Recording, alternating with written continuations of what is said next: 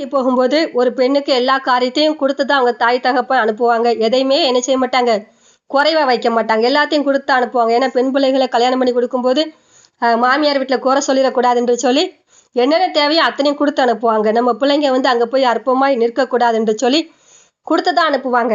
ஆனால் அந்த பிள்ளைங்க அதை ஞானமாய் பயன்படுத்தினால்தான் அந்த பொருள் கொடுத்ததுனால ஒரு பிரயோஜனம் இருக்கும்.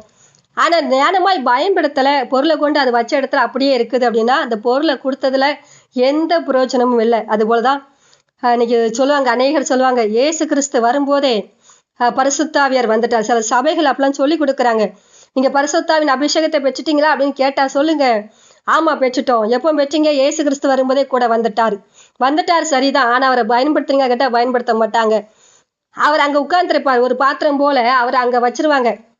அவர் இருப்பாரான்னு கேட்டா பாவம் செஞ்சா கண்டிப்பா இருக்க மாட்டார், ஓடிடுவாரு. அதெல்லாம் உங்களுக்கு தெரியாதுன்னு வச்சுக்கோங்களேன். இருப்பார், ஆனா பயன்படுத்த மாட்டோம். பயன்படுத்தாத பாத்திரம் இருந்தானே இல்லாட்டான ஸ்தோத்திரம். இயேசு கிறிஸ்து உங்க வாழ்க்கையில இருக்கும்போது நீங்க போய் அவர் சமுத்திரம் காத்திருந்து ஜெபிக்காவிட்டால் அவர் உங்க வாழ்க்கையில இருந்தானே இல்லாட்டான ஒரு பிரயோஜனமும் இல்லை.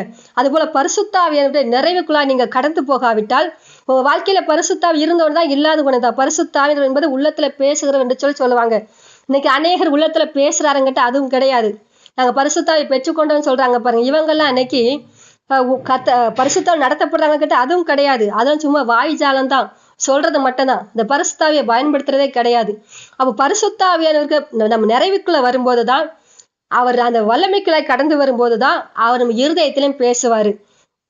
இருதயத்தினுக்கு எத்தனை பேருக்கு பேசிட்டாரு, நாங்க அபிஷேகத்தை பெற்றுக்கொண்டோம், எப்பவோ பெற்றுட்டோமே, இயேசு கிறிஸ்து வரும்போதே பரிசுத்தாவை பெற்றுக்கொண்டோம்னு சொல்லி சாக்க போக்கு சொல்றவங்க பரிசுத்தமா எந்த அளவு வாழ்றாங்கன்னு பாத்தீங்கன்னா கிடையாது. கிறிஸ்துமஸ் அன்னைக்கு சொல்லுவாங்க, ஒரு சாதாரண சில ஊழியக்காரங்க பிரசங்கத்துல சொல்லுவாங்க, கிறிஸ்துமஸ் அன்னைக்கு சர்ச்சைக்கு போகும்போதே வாயில அப்படி பீடியை வச்சுக்கிட்டே போவாங்களாம், அது தண்ணி போட்டுட்டு தான் போவாங்களாம்.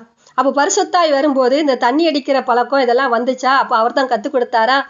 என்ன கணக்குல சொல்றாங்க அப்படின்னு பார்த்தீங்கன்னா அதான் அறியாம யாரோ சொல்றதை அப்படியே சொல்றேன். பரிசுத்தாவி என்பது பரிசுத்தத்தை கொண்டு வருகிறவர். பரிசுத்தாவி என்பது நம்ம பாவத்தை கண்டித்து உணர்த்துகிறவர்.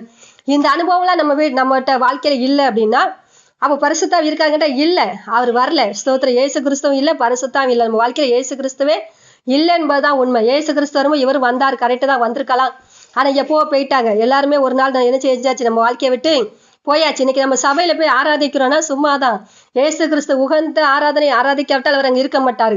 என்னை தொழுது கொள்ளுகிறவன் கர்த்தர் சொல்ல ஆவியோடும் உண்மையோடும் தொழுது கொள்ள வேண்டும். கர்த்தரை தொழுது கொள்ளுகிறவன் அவர் ஸ்தோத்திர ஆவியா இருக்கிறார், அவருக்கு ரூபம் இல்லை. அவன் ஆவியோடு உண்மையோடு தான் தொழுது கொள்ள வேண்டும். ரூபத்தை